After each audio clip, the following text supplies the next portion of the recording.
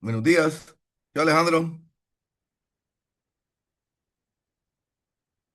Hola, profe, buenos días, ¿cómo están? ¿Cómo están todos? Buenos días para todos. Bueno, te presento y arrancamos. ¿Listo, profe? Sí, sí, señor. Buenos días. Buenos días a todos. Bueno, hoy tenemos un tema muy específico, muy puntual, y es revisar un poco el avance de la técnica de la dacriocistorrinostomía que realizamos por vía endoscópica, algo que ha cambiado mucho la perspectiva de esta cirugía. Entonces queremos como dar las bondades, los beneficios, las dificultades de la curva de aprendizaje de esta técnica, pero que cuando pasamos de la hacerla externa a hacer endoscópica, mejoramos mucho la rehabilitación de los pacientes, los resultados y el confort del paciente en el posoperatorio. Bueno, Alejandro, bienvenido.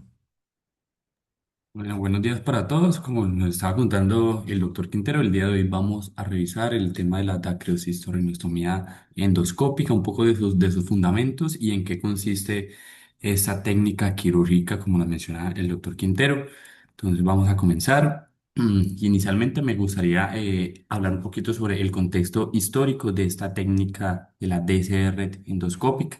Tener en cuenta que la obstrucción de la vía lagrimal pues ha sido reconocida desde hace siglos como una causa importante de pífora, de infecciones recurrentes a nivel del saco lagrimal. Se tiene en cuenta que los primeros intentos quirúrgicos buscaban crear una comunicación entre lo que es el saco lagrimal y la cavidad nasal, pues para restablecer el drenaje fisiológico de la lágrima. Entonces, tenemos que en el año de 1893, el señor George Colwell, el que vemos aquí en la fotografía en la parte izquierda de la pantalla, describió por primera vez un abordaje intranasal para el tratamiento de la obstrucción del conducto nasolagrimal. Sin embargo, pues las limitaciones técnicas de la época del tiempo, especialmente lo que fue la pobre visualización a nivel intranasal y la ausencia de un instrumental adecuado, pues dificultaron su reproducción y aceptación generalizada en el contexto de la época. Posteriormente, vemos que en el año de 1904, el señor Adeo Totti describió la dacriocistorrinostomía externa, la cual es un procedimiento que consistía en crear una osteotomía entre el saco lagrimal y la cavidad nasal mediante un abordaje cutáneo de tipo externo. Esta técnica pues demostró altas tasas de éxito y se consolidó durante gran parte del siglo XX como el estándar de oro para el manejo de la obstrucción nasolagrimal de tipo adquirida. Vemos que más adelante diferentes cirujanos realizaron modificaciones técnicas para poder optimizar los resultados de la cirugía. Entre ellos tenemos al señor Dupey-Dutems y al señor Bourget, los cuales introdujeron la creación y anastomosis de colgajos de la mucosa para mejorar la cicatrización y la permeabilidad de ese ostium quirúrgico. Bueno, como vemos ya el verdadero impulso de la cirugía de tipo endoscópica ocurrió en las décadas de 1980 a 1990, gracias al desarrollo de la tecnología de los endoscopios rígidos, las fuentes modernas de iluminación y los avances en cirugía endoscópica nasal de tipo funcional. Vemos que para el año de 1989, los doctores McDonough y Merrin, los cuales son unos otorrinolaringólogos procedentes del país de Australia, publicaron la descripción de la dacrocystorrinostomía endoscópica moderna, marcando pues el inicio de una nueva era para la cirugía de la vía lagrimal. Entonces vemos que la DCRT endoscópica permitió, en primer lugar, pues evitar incisiones a nivel cutáneo y preservar estructuras anatómicas importantes, incluyendo el mecanismo de bomba lagrimal asociado al músculo orbicular. Además, el abordaje endonasal ofreció una visualización directa de lo que es la anatomía a nivel intranasal, facilitando pues el tratamiento simultáneo de alteraciones nasales asociadas, como es el caso de las desviaciones septales o enfermedades inflamatorias a nivel nasal. Vemos que actualmente la dacriocistorrinostomía endoscópica es una técnica ampliamente utilizada y aceptada con tasas de éxito anatómico y funcional, pues comparables a las de la DCR de tipo externa y con ventajas como vamos a ver, pues con ventajas estéticas y funcionales que son muy significativas. Pasamos entonces a lo que son los objetivos de la DCR endoscópica. Es así como en esta diapositiva podemos observar los objetivos fundamentales de la DCR endoscópica y algunas de las ventajas que han permitido su creciente utilización en los últimos años. Vemos que el principio básico de la dacriocistorrinostomía consiste en crear una comunicación directa entre lo que es el saco lagrimal y la cavidad nasal. De esta forma, pues se genera una vía de drenaje para las lágrimas, evitando pues, el paso por un conducto nasolagrimal que se encuentra obstruido. Vemos que el objetivo final es restaurar el flujo lagrimal fisiológico y mejorar los síntomas como es la tepífora y las infecciones recurrentes. Aquí, uno de los aspectos más importantes de la DCR endoscópica es que se realiza mediante un abordaje de tipo endonasal. ¿Y esto qué significa? Eso significa que la cirugía se lleva a cabo completamente a través de la cavidad nasal utilizando endoscopios rígidos, evitando así pues, incisiones externas sobre la piel. Como consecuencia, pues el paciente no presenta una cicatriz cutánea visible y se preservan mejor los tejidos a nivel periocular. Vemos que actualmente pues existen diferentes modalidades quirúrgicas para realizar una DSR. La técnica clásica externa pues continúa siendo una cirugía altamente efectiva y durante muchos años fue considerada pues el estándar de oro, como les mencioné. Sin embargo, pues con el desarrollo de la cirugía endoscópica nasal, pues surgieron nuevas alternativas, incluyendo la DCR endoscópica endonasal, la DSR transcanalicular, asistida por láser y algunos otros abordajes combinados o también reciben el nombre de abordajes mixtos. Y tener en cuenta que la elección de la técnica pues depende de múltiples factores, incluyendo la experiencia del profesional, la anatomía nasal basal con la que cuente el paciente, también la presencia de patologías nasosinusales que puedan estar asociadas y pues las características mismas del mismo proceso de obstrucción lagrimal. Otro punto pues importante que hay que tener en cuenta es que numerosos estudios reportados en la literatura han demostrado que la DCR endoscópica pues puede alcanzar tasas de éxito anatómico y funcional comparables a las de la DCR externa. En la literatura se reportan tasas de éxito que frecuentemente superan al 85 al 90%, especialmente pues cuando se realiza una adecuada osteotomía, cuando se da una correcta marsupialización del saco lagrimal y también cuando se da un correcto seguimiento posoperatorio pues apropiado. Finalmente, pues al tratarse de una técnica mínimamente invasiva, la DCR endoscópica suele estar asociada con un menor trauma quirúrgico, un menor tasa de presentación de edema posoperatorio, recuperación más rápida y mejores resultados estéticos. Y pues esto vemos que son factores que han contribuido a su amplia aceptación tanto por oftalmólogos como por profesionales en otorrinolaringología. Vemos que también en esta diapositiva vemos las indicaciones de esta técnica. Vemos que las principales indicaciones de la dacriocistorrinostomía endoscópica pues corresponden a obstrucciones localizadas a nivel del saco lagrimal o a nivel del conducto nasolagrimal en su porción distal. Actualmente, pues esta técnica se considera el tratamiento quirúrgico de elección en pacientes con obstrucción adquirida del conducto nasolagrimal que van a presentar epífora persistente, infecciones recurrentes o dacrocistitis crónica. Esta cirugía vemos que está especialmente indicada cuando los síntomas persisten pese al manejo conservador o cuando existe algún grado de recurrencia de los episodios infecciosos. En muchos pacientes, la obstrucción se manifiesta clínicamente con síntomas como lagrimeo constante, secreción ocular recurrente, visión borrosa intermitente, la cual es secundaria al exceso de el componente lagrimal e incluso pueden llegar a presentar dolor o de inflamación a nivel de la región del saco lagrimal. Además de la de obstrucción primaria adquirida, la DSR endoscópica también puede estar indicada en casos de obstrucción secundaria de tipo adquirido, relacionado con procesos inflamatorios, traumatismos faciales, cirugías nasosinusales previas, presencia de enfermedades granulomatosas o causas neoplásicas de tipo secundario. Otra indicación importante corresponde a pacientes con fracaso de una DCR previa, ya sea de tipo externa o endoscópica, donde el abordaje endonasal nos permite de evaluar directamente el sitio donde se produjo esa fibrosis o se produjo esa restenosis.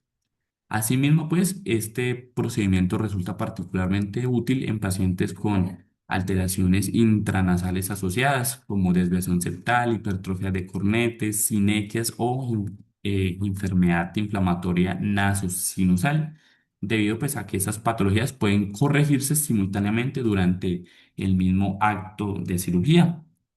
También tener en cuenta que desde el punto de vista funcional y estético, la DCR endoscópica también es una excelente alternativa en pacientes que desean evitar cicatrices a nivel cutáneo o preservar el mecanismo de bomba lagrimal, ya que, como vamos a ver, no requiere disección del canto medial ni interrupción del músculo orbicular. Sin embargo, pues es importante recordar que las obstrucciones a nivel proximal, como las estenosis puntales o las estenosis a nivel canalicular, generalmente no constituyen buenas indicaciones para este tipo de técnica que es la DCR endoscópica aislada. Debido a que el problema anatómico se encuentra en su porción proximal al saco lagrimal, eso hay que tenerlo muy en cuenta. Bueno, por acá en esa diapositiva vamos a describir algunas características importantes de esa técnica que es la DCR endoscópica. Vemos que en primer momento esta técnica requiere una gran experiencia en el manejo del endoscopio nasal y un adecuado control hemostático a nivel intraoperatorio, ya que incluso pequeños sangrados pues, pueden dificultar significativamente lo que es la visualización quirúrgica dentro de la cavidad nasal. Es por esta razón que el conocimiento de de la anatomía a nivel endonasal y una buena técnica, una buena técnica quirúrgica pues son fundamentales para el éxito de ese procedimiento.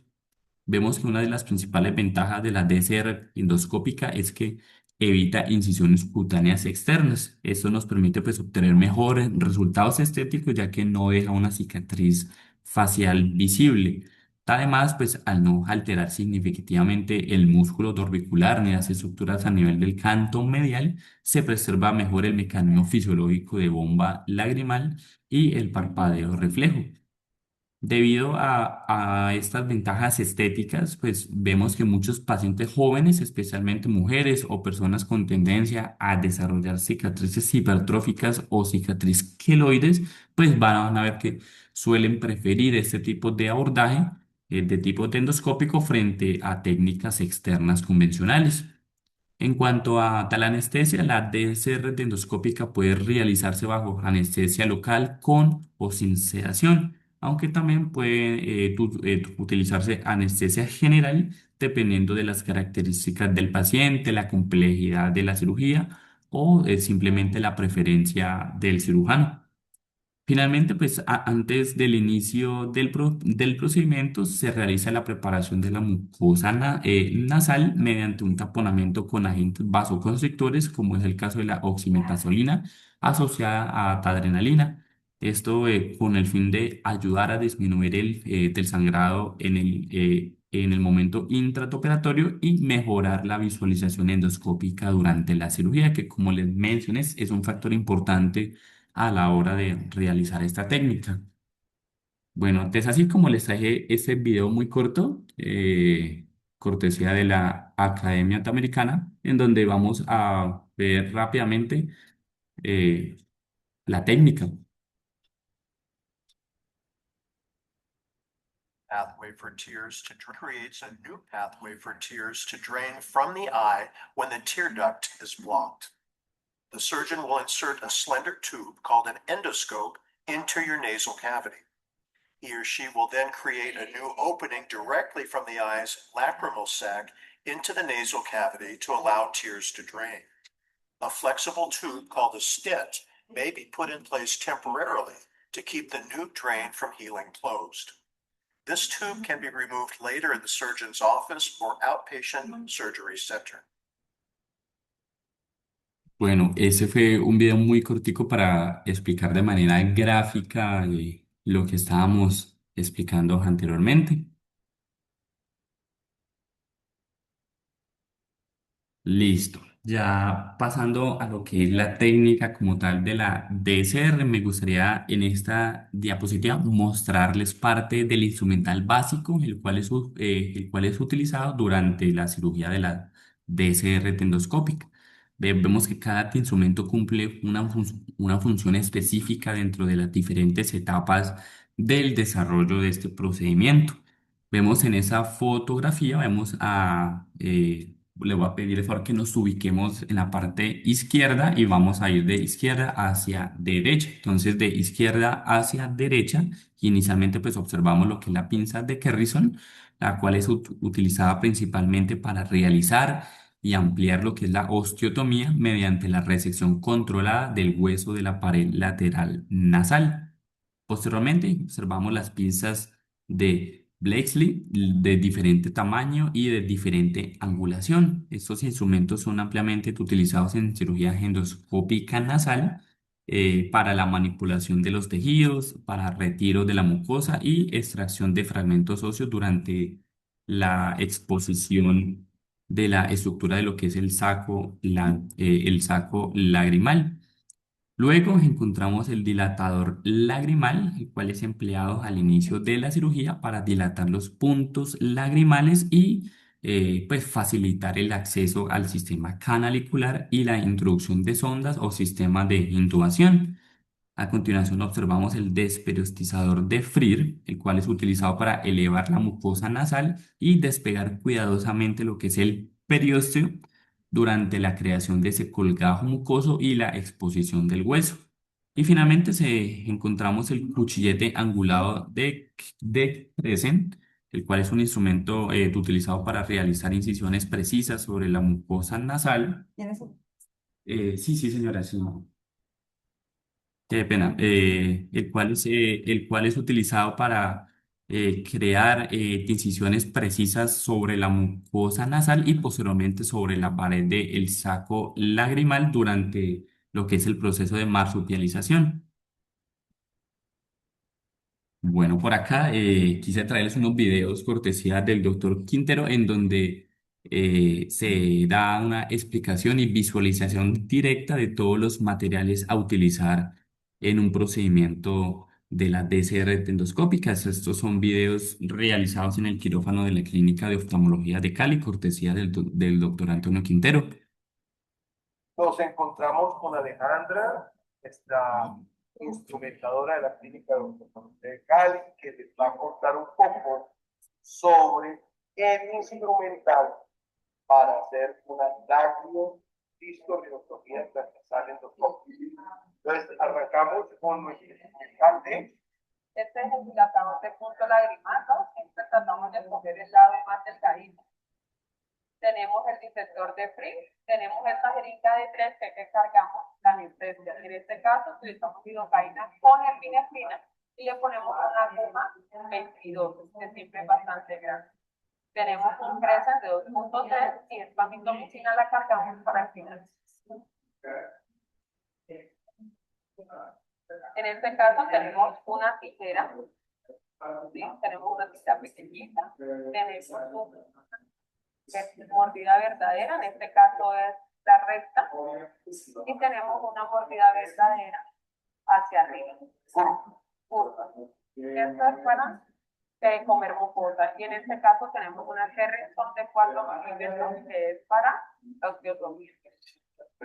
Tenemos en este caso, utilizamos un lente de 0 grados, como pueden ver, y tenemos una frase ideal que sea gruesa. Aquí es importante, vamos a necesitar la cámara que no la tenemos acá, así que iniciamos para poderla tener en la mesa. Y tenemos una fibra óptica y el caucho. Necesitamos una bayoneta, y en este caso una de cortes, perdón, una bayoneta Un y espectro. un espéculo de corte.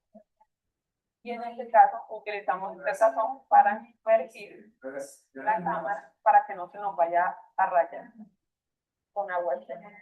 Y nosotros acá en la clínica utilizamos una endoluz, estas son las que usamos de retina, para poder, después de que dilatamos el punto lagrimal, poder canalizar, poder tener una observación vía endoscópica donde se vea la luz. ¿Dónde va a ser el sitio Directamente de la donde va a ser el sitio operatorio. Muchas gracias.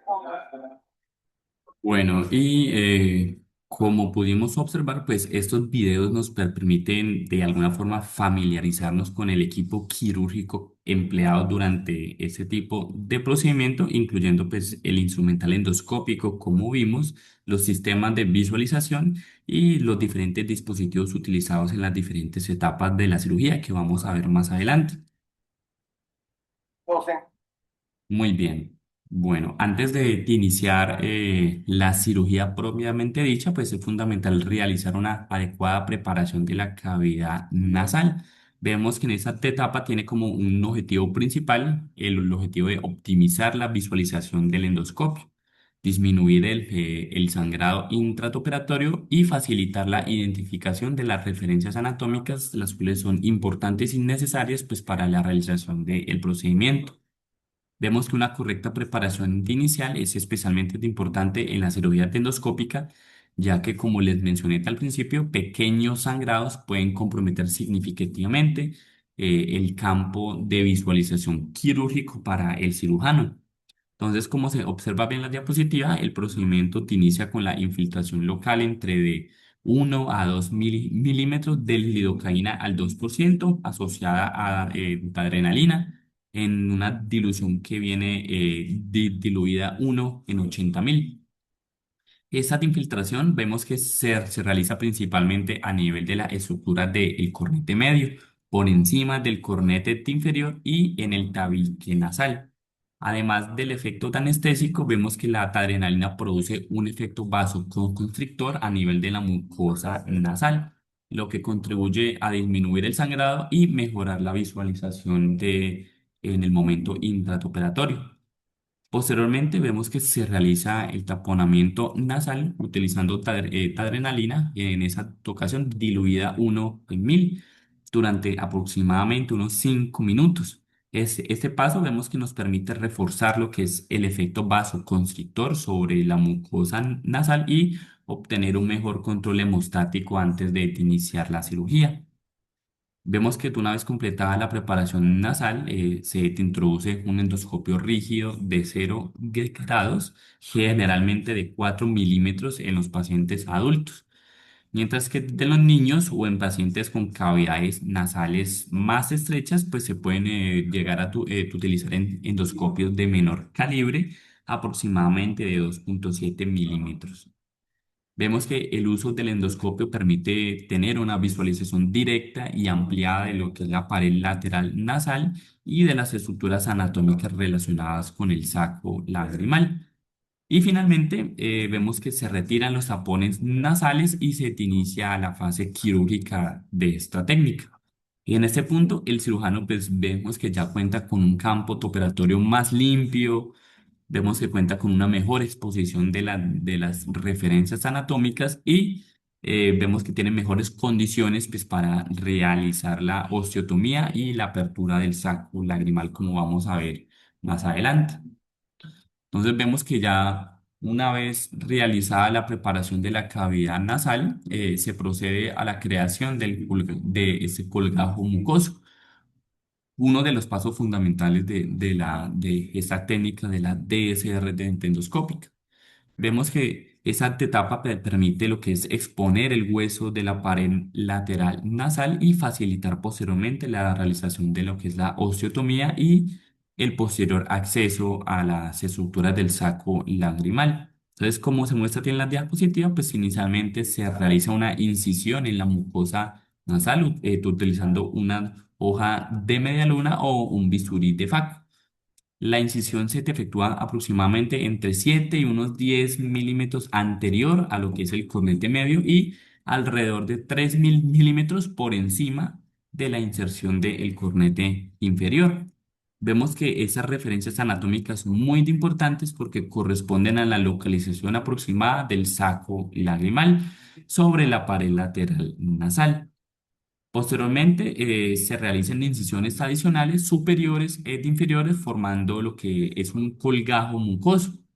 Habitualmente, pues estas incisiones se van a extender alrededor de los 90 grados con respecto a la incisión principal, permitiendo delimitar adecuadamente el área quirúrgica.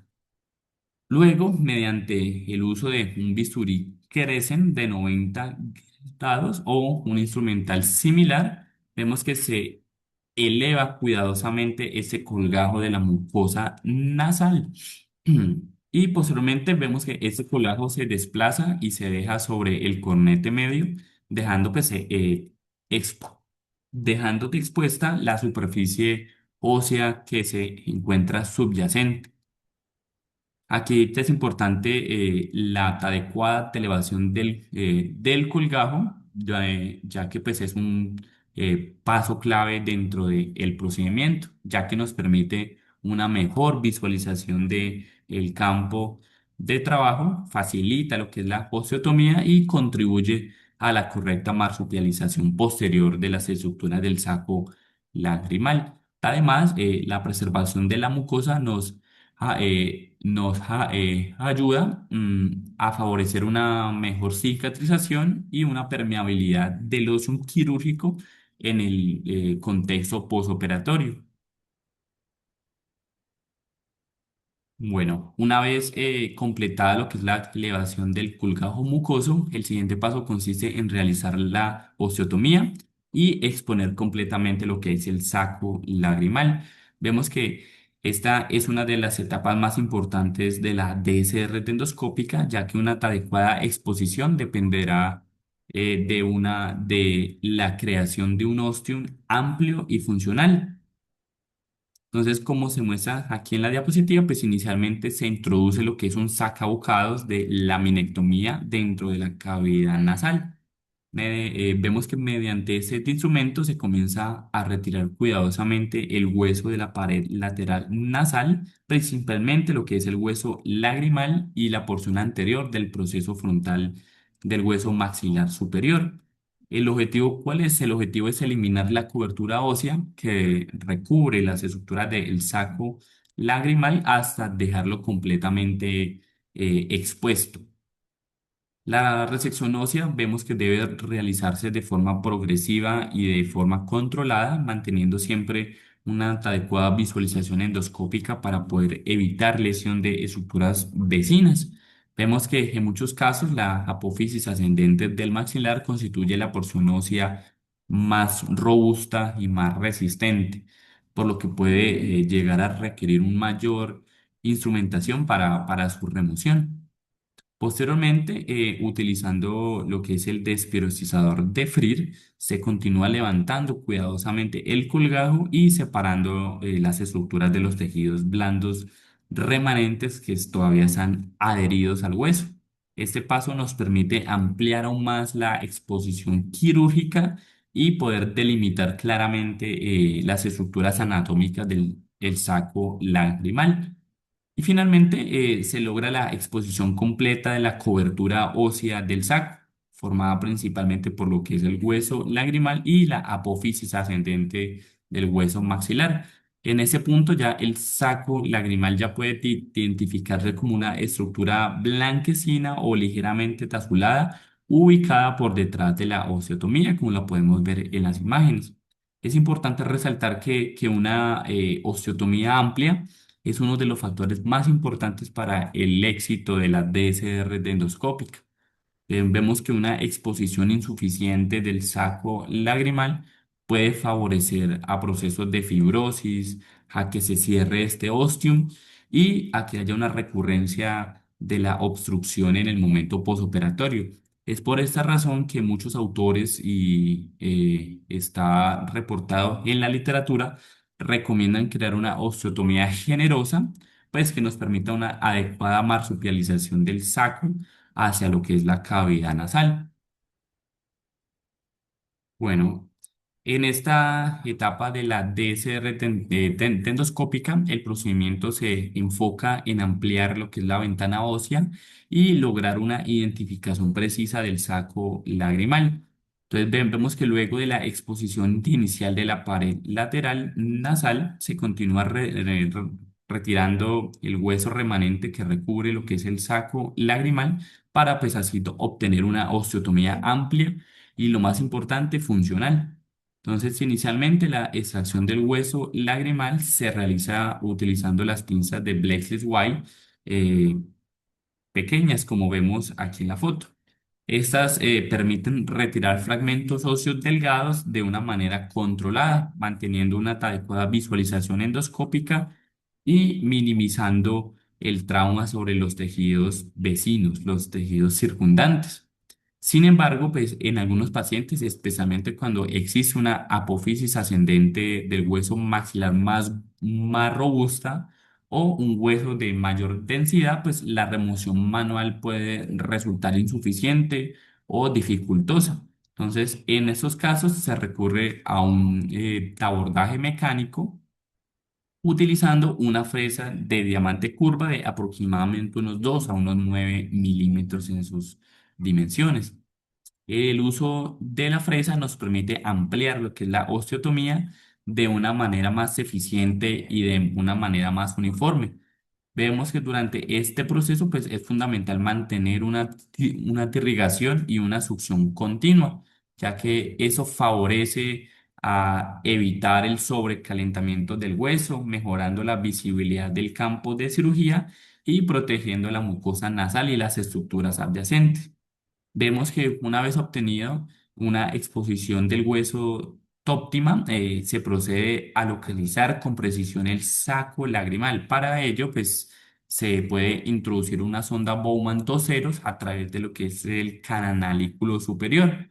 Vemos que la sonda actúa, llamémoslo como una guía física que va a protruir medialmente la pared del saco hacia lo que es la cavidad nasal, facilitando su identificación mediante la endoscopia. Vemos que este paso es particularmente importante porque nos permite confirmar la localización exacta del saco lagrimal antes de realizar su apertura, disminuyendo pues el riesgo de disección inadecuada y favoreciendo pues una incisión más precisa y más segura. Listo. Ya posteriormente, en esta etapa de la DCR tendoscópica, vemos que se realiza la apertura del saco lagrimal, uno de los momentos más importantes de este procedimiento, ya que, como vamos a ver, aquí es donde se crea la comunicación definitiva entre el sistema lagrimal y la cavidad nasal. Entonces, una vez completada la tosiotomía y confirmada la correcta exposición del saco, se procede a realizar una incisión vertical sobre su pared medial. Esta apertura nos permite en primer momento exponer el interior del saco y constituye pues el inicio de la marsupialización hacia la cavidad nasal. Es como se observa en la diapositiva, esta técnica se realiza utilizando un bisturí Crescent, un instrumento que facilita un corte de características precisas y controladas dentro del espacio endonasal. Vemos que el uso de ese bisturí curvo nos permite trabajar con una mayor seguridad sobre la pared del saco, minimizando así pues el trauma sobre los tejidos circundantes, que es lo que más nos interesa buscar. Posteriormente, utilizando unas tijeras endoscópicas, vemos que se confecciona un colgajo posterior del saco También tenemos que la creación de este colgajo pues es fundamental ya que nos permite ampliar la apertura del saco y favorecer la formación de un ostión amplio y estable. El objetivo final de esta etapa pues, es lograr una marsupialización adecuada del saco lagrimal hacia lo que es la cavidad nasal, permitiéndolo un drenaje directo y permanente de la lágrima. Vemos que una apertura insuficiente o un colgajo mal confeccionado pueden favorecer procesos de fibrosis y procesos de restenosis en el postoperatorio, disminuyendo pues la tasa de éxito de la cirugía. Es por esta razón que muchos autores consideran que tanto el tamaño de la osteotomía como la adecuada apertura del saco pues van a ser factores determinantes para el éxito anatómico y funcional de la TCR endoscópica. Antes de pasar a la siguiente diapositiva, pues he mencionado en muchas ocasiones el término de marsupialización. Entonces, este término de marsupialización, pues hace referencia a la creación de una apertura amplia y permanente entre una cavidad y una superficie epitelizada. En el contexto de la DCR endoscópica, la marsupialización de el saco consiste en abrir el saco y fijar sus bordes hacia la mucosa nasal, de manera que el interior del saco quede comunicado directamente con la cavidad nasal.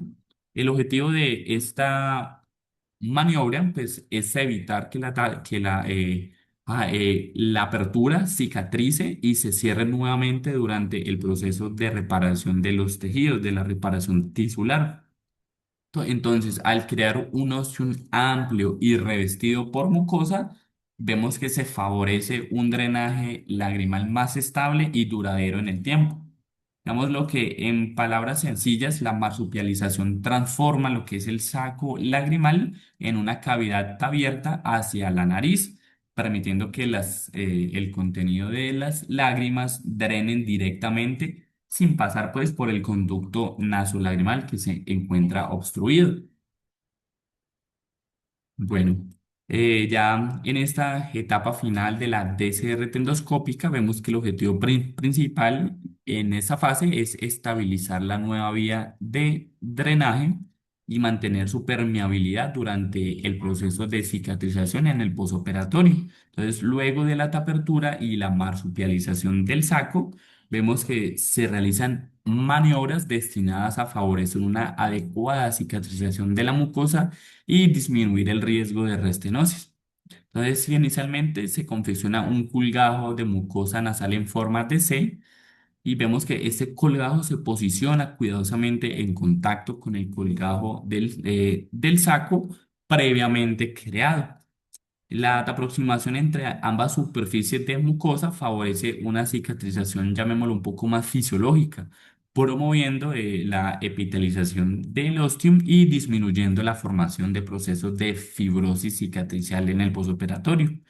Posteriormente, vemos que se realiza la colocación de una intubación siliconada utilizando un set de Crawford, el set de Crawford, sí.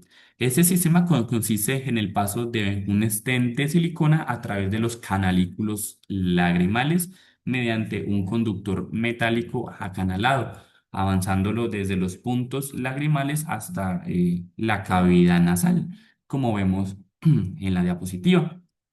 El objetivo de realizar de esta tintubación es mantener permeable la nueva comunicación creada entre el saco y la nariz durante el periodo de cicatrización. Además, te ayuda a prevenir adherencias, un cierre precoz del ostium y procesos de fibrosis en el posoperatorio, especialmente en pacientes que cuenten mayor riesgo de presentar una restenosis. Finalmente, pues ambos extremos del stent se van a recuperar dentro de la cavidad nasal y se van a anudar cuidadosamente, procurando de evitar una tensión excesiva.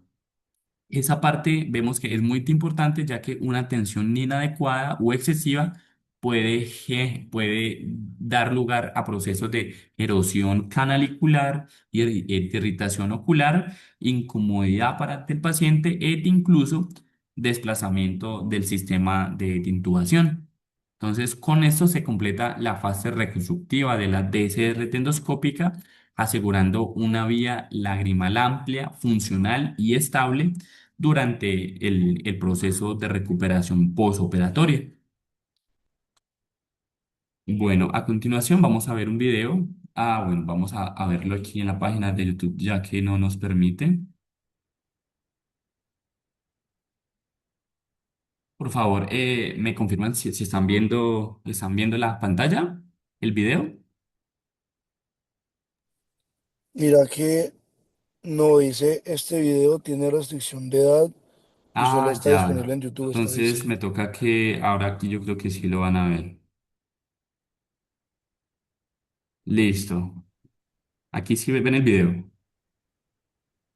Ahora sí. Ahora Listo. sí.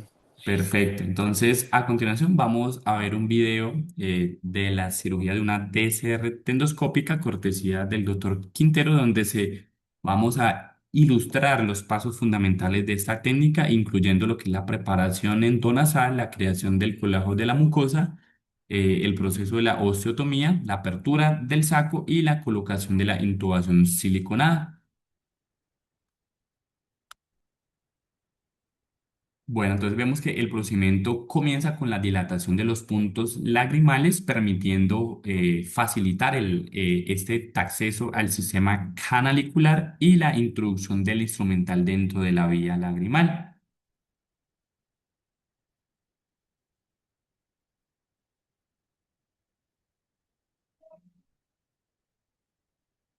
Aquí el cirujano realiza lo que es la infiltración anestésica, como les mencioné en la parte pretécnica. Y algo muy importante es que aquí quiero mostrarles que el procedimiento comienza con la realización, con la colocación, perdón, de una tendoluz a través de los canalículos lagrimales previamente dilatados. Esta tendoluz no se los mencioné cuando les conté la técnica. Sin embargo, la endoluz cumple un papel muy importante durante la DSR endoscópica, ya que proporciona una referencia anatómica precisa de la localización del saco desde la cavidad nasal. Entonces, al emitir luz, digamos, a través del sistema lagrimal, permite identificar por unos fenómenos de transiluminación el sitio exacto donde debe realizarse la osteotomía y la posterior apertura del saco. Esto resulta especialmente útil en pacientes que tengan una anatomía compleja, que hayan tenido cirugías previas o referencias anatómicas poco definidas, contribuyendo a una disección más segura y más precisa de las estructuras.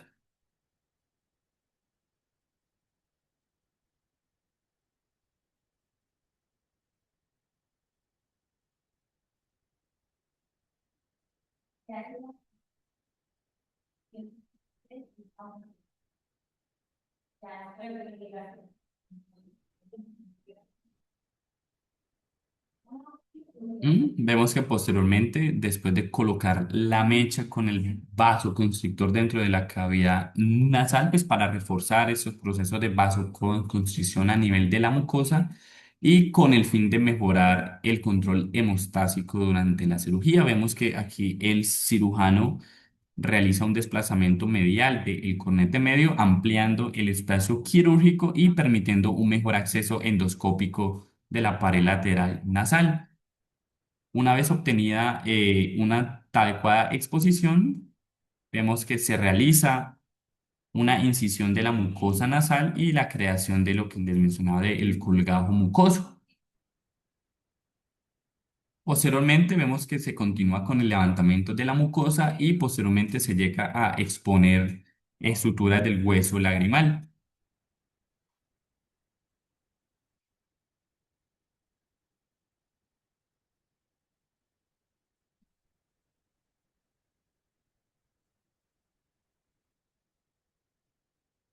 Porque yo sí he escuchado, por eso de eso no es esa misma sido funcional, con ellas y con esta ha sido misma, así como que ahí no.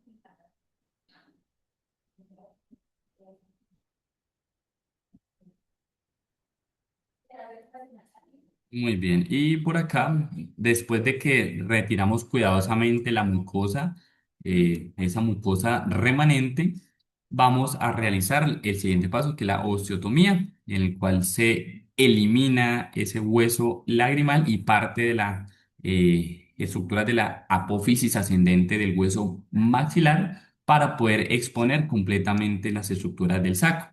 Es una vez identificado del saco, se procede a su abertura y a su resección de tipo parcial, creando pues una amplia comunicación entre lo que es el saco lagrimal y la cavidad nasal. Posteriormente se realiza lo que es la intubación de la vía lagrimal mediante un sistema siliconado cuyo objetivo es mantener esta permeabilidad del nuevo ostium durante el proceso de cicatrización y así disminuir el riesgo de cierre precoz. Y finalmente, algo que no está en lo que les mencioné es la colocación de mitomicina C sobre el área de cirugía. Recordemos que la mitomicina C es un agente antifibrótico, el cual inhibe la proliferación de lo que son los fibroblastos y reduce la formación de tejido cicatrizal. Digamos que su utilización busca disminuir el riesgo de que se forme fibrosis y que se produzca un proceso de restenosis en el posoperatorio de este ostium, especialmente pues, en pacientes con alto riesgo de cicatrización excesiva o en cirugías de revisión. Digamos que aunque su uso puede variar según la preferencia del cirujano, diversos estudios han sugerido que puede contribuir a mejorar la permeabilidad a largo plazo de la DCR endoscópica.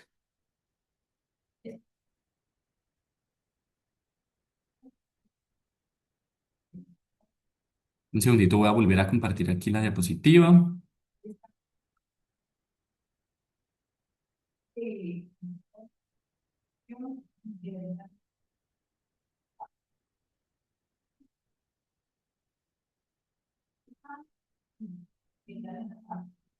Y bueno, por acá en un videito en reproducción rápida vemos los videos anteriores que les mostraba donde el doctor Quintero nos mostraba con ayuda de la instrumentadora los diferentes equipos e instrumentos realizados en una jornada clásica de DSR endoscópica en la Clínica de Oftalmología de Cali. Aquí vamos viendo rápidamente ya en velocidad aumentada todos los procesos que le mencioné.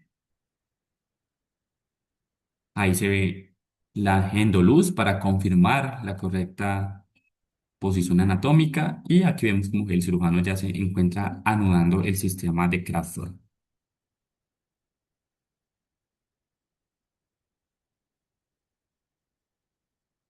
Muy bien, listo.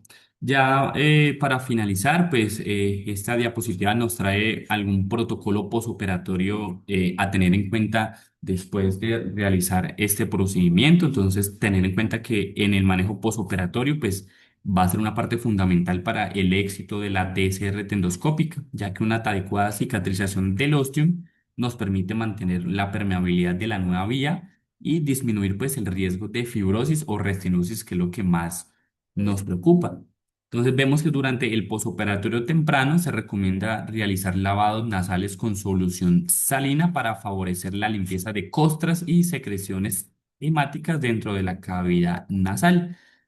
Asimismo, suele indicarse el uso de antibióticos tópicos y corticoides nasales u oftálmicos, dependiendo pues del protocolo de cada profesional y también de las características intrínsecas del paciente.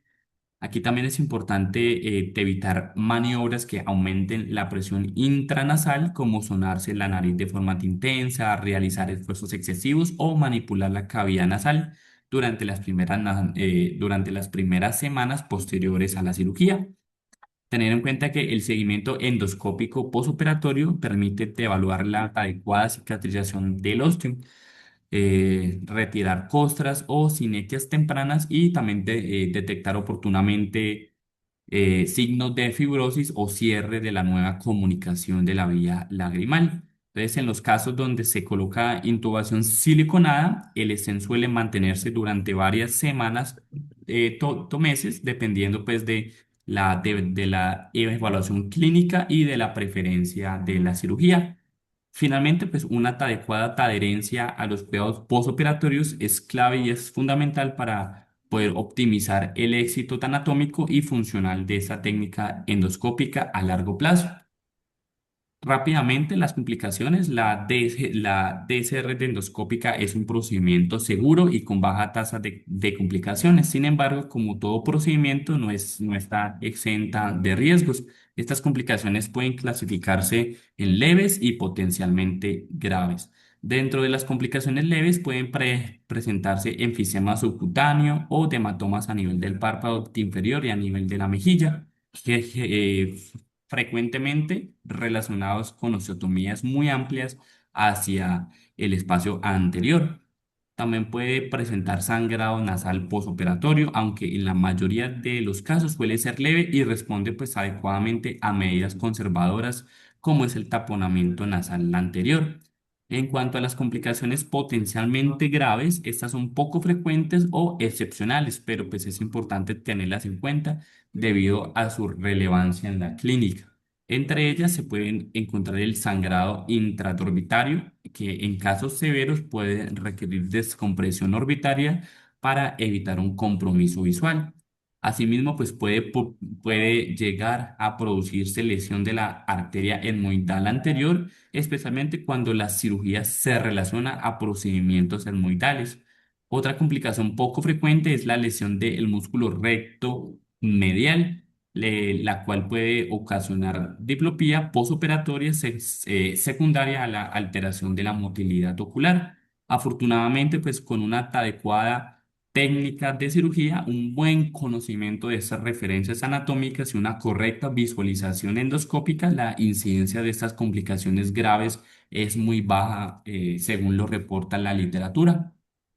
Y ya para cerrar, les traigo estas conclusiones. La primera conclusión es que la DCR endoscópica es una técnica quirúrgica relativamente sencilla y rápida que, gracias a la mejora de los sistemas de visión y del instrumental, presenta tasas de éxito estadísticamente comparables a la DCR externa, considerada durante muchos años el estándar de oro. Vemos que también la tasa de éxito de la DCR endoscópica reportada en la literatura oscila entre el 85 y el 94% según diferentes series y autores reportadas en la literatura. También recordar que el abordaje endoscópico evita la realización de incisiones en la cara, disminuyendo el trauma tisular y reduciendo el riesgo de cicatriz cutánea y una estenosis canalicular. También que la técnica de endoscópica nos permite explorar y tratar simultáneamente la patología endonasal asociada que puede contribuir al desarrollo de procesos de obstrucción lagrimal. También tener en cuenta que el adecuado conocimiento de anatomía endonasal y de la vía lagrimal pues, es fundamental para optimizar los resultados de la cirugía y disminuir las complicaciones tanto en el momento intraoperatorio, tanto en el momento posoperatorio. Y finalmente, pues el manejo posoperatorio y el seguimiento endoscópico son factores clave para mantener la permeabilidad del ostium y poder asegurar un éxito funcional a largo plazo para nuestros pacientes. Muchas gracias. Estas fueron las referencias de la literatura para la realización de la revisión, los videos del doctor Antonio Quintero y eso es lo que les quería compartir en la mañana de hoy. Alejandro, muchísimas gracias. Buenísimo, buen tema, buena revisión de la técnica. De todos, ¿alguno no le tocó ver endoscópica, cirugía de vía lagrimal endoscópica? ¿Quién no le tocó? A mí no me tocó, pero yo creo que fue suerte que no se programaron como para el momento de mi rotación. A Diana no le tocó. ¿Quién más no vio?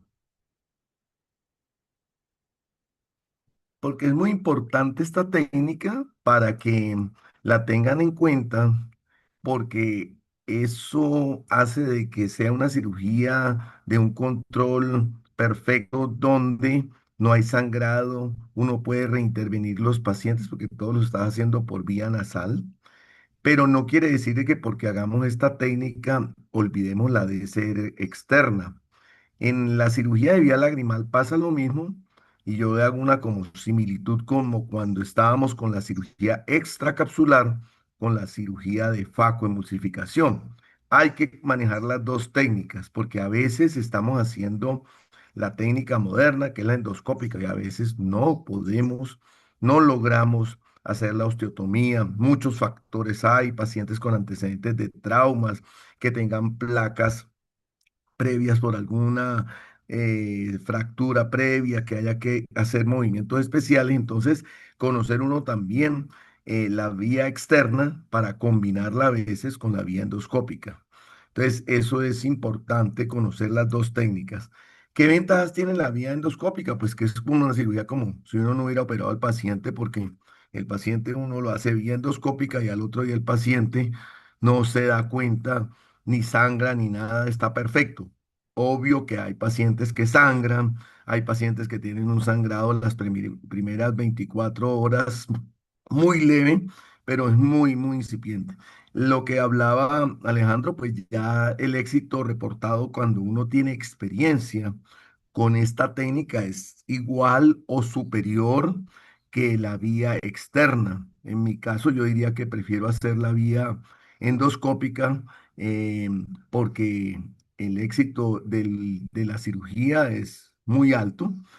Complicaciones de la técnica quirúrgica hay, como lo explicó ahí Alejandro, pero como estaba diciendo Alejandro, una de las cuestiones a tener cuidado es cuando estás haciendo la osteotomía, ser muy tranquilo en el momento de hacer la osteotomía y solamente fracturar el hueso, no rotar el instrumental, porque uno una fractura que la quiere hacer sobre esa zona la puede extender, porque como no son fracturas, huesos unidos por fracturas en su desarrollo, a veces esa fractura se puede ir cuando uno hace tracción muy fuerte de la osteotomía hacia adentro y generar grandes desastres, como es coger la etmoidal y tener un sangrado profuso, y hay que taponar ese paciente y salir para urgencias a cuidados intensivos a manejar esa complicación. Entonces, tener muy en cuenta eso.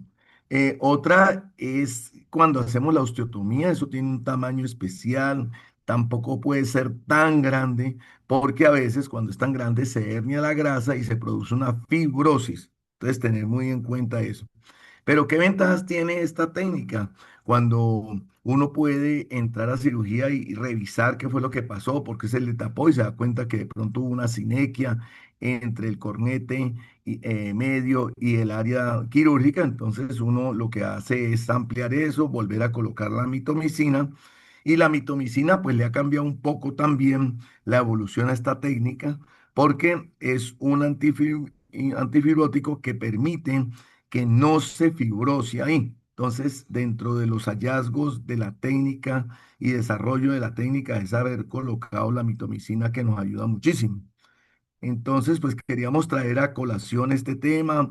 Es una cirugía bonita para ver. Los que no hayan entrado algún día, pues buscar cuándo tenemos cirugía un lunes y entren para verla. Es bien agradable, es bien bonita.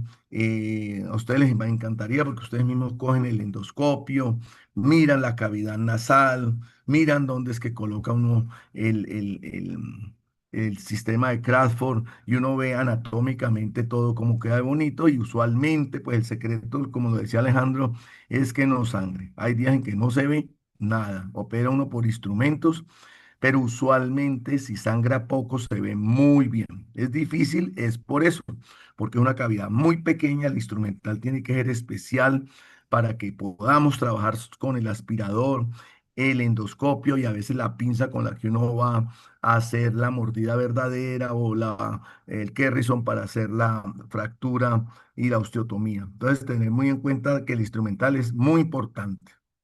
Bueno, queríamos traerles a colación este tema. Espero que les haya gustado, porque lo revisó muy bien Alejandro. Felicitaciones. ¿Algún comentario?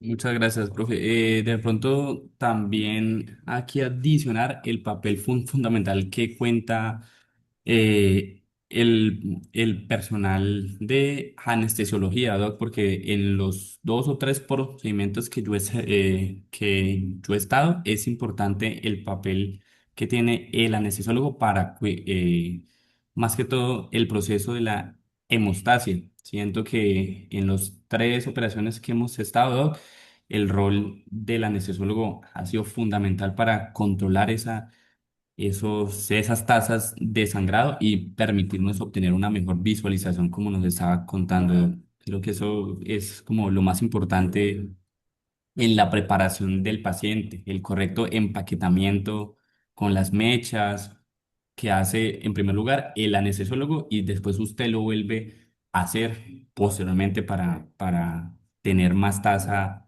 de control de sangrado.